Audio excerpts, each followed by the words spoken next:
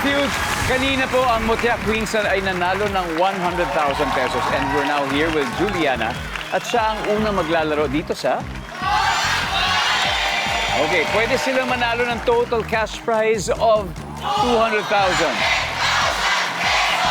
And no matter what happens, bibigyan pa rin natin ng 20,000 ang charity na napili niyo, Juliana. Anong napili niyo? We decided to choose Tuloy Foundation. Tuloy Foundation. Yes. There you go. Okay. Now, it's fast money. Give me 20 seconds on the clock.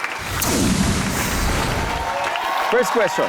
Ilang piraso ng chicken ang nasa bucket meal? Go. 8. Name something na may sungay. Aswang. Filipino word na laging nababanggit ng weather forecaster. Weather lang.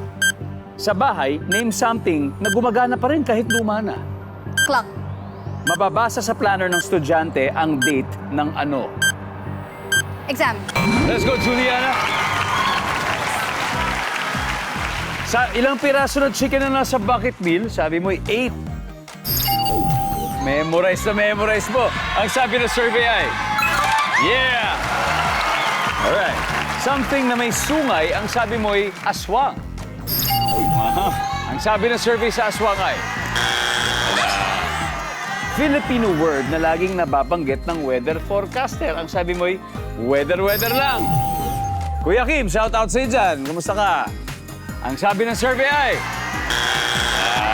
sa bahay, something na gumagana pa rin kahit luma na, sabi mo ay clock. Ang sabi ng survey. There you go. Mababasa sa planner ng estudyante ang date ng exam. Ang sabi ng survey, there you go. Ang galing.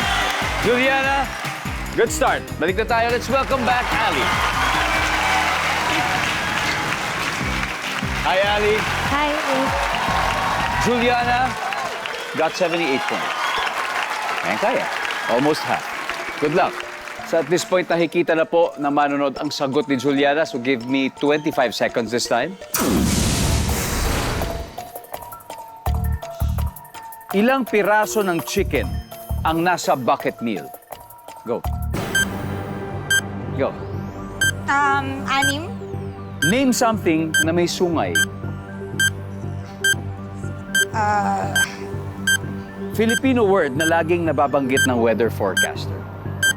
Ngayong araw. Sa bahay, something na gumagana kahit luma na.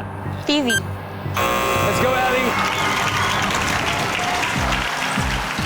Ilang piraso ng chicken ang nasa bucket meal? Sabi mo 6. Ang sabi ng survey? Top answer! Something na may sungay, hindi na natin nasagot to. Ang top answer dito ay kalabaw. Filipino word na laging nababanggit ng weather forecaster, sabi mo ay ngayong araw. Ang sabi ng survey, wala. Bagyo ang top answer.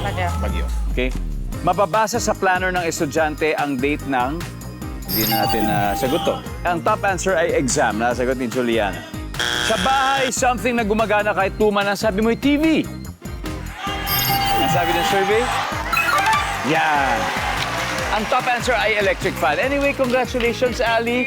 Kasi nanalo pa rin naman kayo ng 100,000 pesos. Mutya Queens, congratulations.